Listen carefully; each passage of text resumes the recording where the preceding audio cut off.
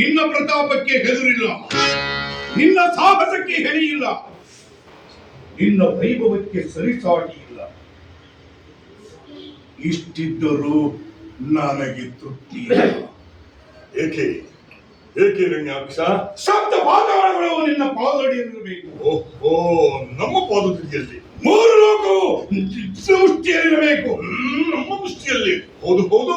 ಸುರಲೋಕವೇ ಸತ್ತು ಬಿದ್ದಿರಬೇಕು. ಸುರಲೋಕವೇ ಸತ್ತು ಬಿದ್ದಿರಬೇಕು. ದಿಕ್ಪಾಲಕರು ನಮ್ಮರ ಮನೆಯ ದ್ವಾರಪಾಲಕರಾಗಿರಬೇಕು. ನಮ್ಮರ ಮನೆಯ ದ್ವಾರಪಾಲಕರು? ಹೌದು ಹೌದು.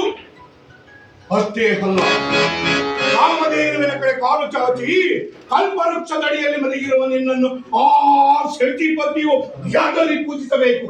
ಎದರಿ ಪೂಜಿಸಬೇಕು? ಎದರಿ ಪೂಜಿಸಬೇಕು. ಅಪ್ಪಣೆ ಕೊಟ್ಟೆ, ನನ್ನ ಪ್ರಾಣವನ್ನಾದರೂ ಕೊಟ್ಟು ಈ ಕಾರ್ಯವನ್ನು ಸಾಧಿಸಬೇಕು. ಬೇಡ ಸಹೋದರ, ಬೇಡ.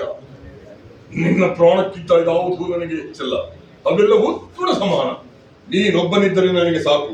3 ಲೋಕಗಳು ಇದ್ದ ಹಾಗೆ. ಈ ಕಣ್ಣ, ನನ್ನ ಪರಾಕ್ರಮದಲ್ಲಿ ನಿನಗೆ ಶಂಕೆಯೇ?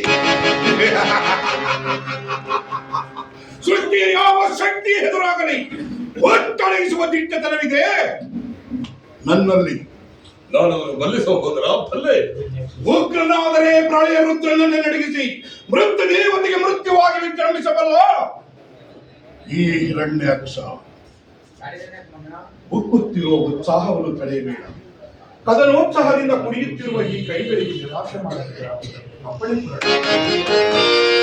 ಸುರಲೋಕವ ಸೆಳೆಯಿವೆ